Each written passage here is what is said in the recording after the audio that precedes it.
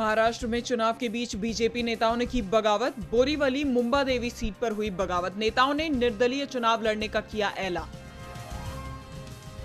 महाराष्ट्र चुनाव के लिए शरद पवार गुट ने जारी की उम्मीदवारों की एक और लिस्ट। 5 उम्मीदवारों की घोषणा।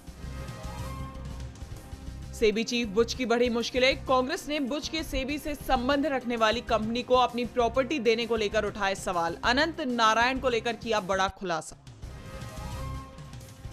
कांग्रेस का पीएम मोदी पर सेबी चीफ बुच को बचाने का आरोप। पार्टी अध्यक्ष खरगे बोले, सेबी में बतौर चीफ आपके द्वारा नियुक्त बुच की पैदा की गई सड़न को छुपा नहीं सकते। जेपीसी जांच की दोहराई मांग। कांग्रेस सांसद राहुल गांधी ने अडानी की मोनोपोली पर उठाए सवाल। ट्वीट कर लिखा, अडानी जो भी सेक्टर चाहे उसे मोनोपोली दिलाने में लग जाता है सिंडिकेट।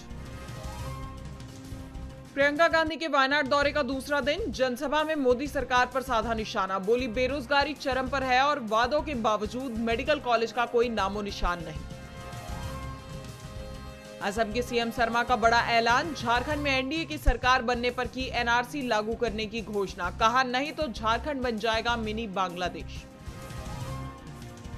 झारखंड छत्तीसगढ़ में ईडी का ताबड़तोड़ एक्शन। शराब घोटाले मामले में 17 ठिकानों पर छापेमारी। आईएएस अधिकारियों के खिलाफ भी कार्रवाई। एससी वर्ग को कोटे में कोटा देगी कर्नाटक सरकार। डेटा जुटाने के लिए बनेगा आयोग। कमीशन की रिपोर्ट आने तक भर्तियों पर रोक। कांग्रेस प्रदेश अध्यक्ष अजय राय ने बीजेपी पर लगाए गंभीर आरोप। बोले, पूरे प्रदेश में चल रहा जंगल राज। यूपी में मोहित पांडे के मामले को लेकर साधा निशाना।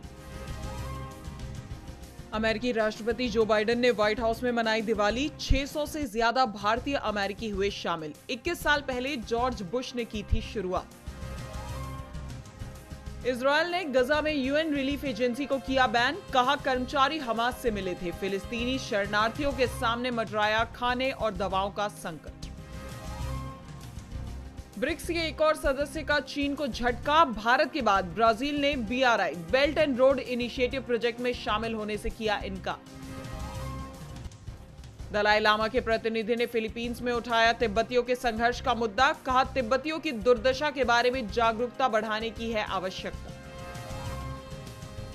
रूस और यूक्रेन की जंग के बीच नाटो महासचिव ने किया बड़ा दावा। कहा, यूक्रेन के साथ युद्ध में रूस का समर्थन कर रहे उत्तर कोरिया के सैनिक। देश का आर्थिक प्रदर्शन संतोषजनक। मांग पर नजर रखने की जरूरत। वित्त मंत्रालय ने जारी की रिपोर्ट। इस बार फीका रह सकता है बर्तन कारोबारियों के लिए धनतेरस। धनतेरस पर बर्तन बाजार में रौनक कम। ई कॉमर्स कंपनियों की मार्केटिंग दुकानदारों पर पड़ रही है भारी। ऑस्ट्रेलियाई बैटर मैथ्यू वेड ने लिया संन्यास। टी20 वर्ल्ड कप में भारत के खिलाफ खेला था आखिरी अंतर्राष्ट्रीय मैच। कोचिंग की ओर बढ़ाया कदम।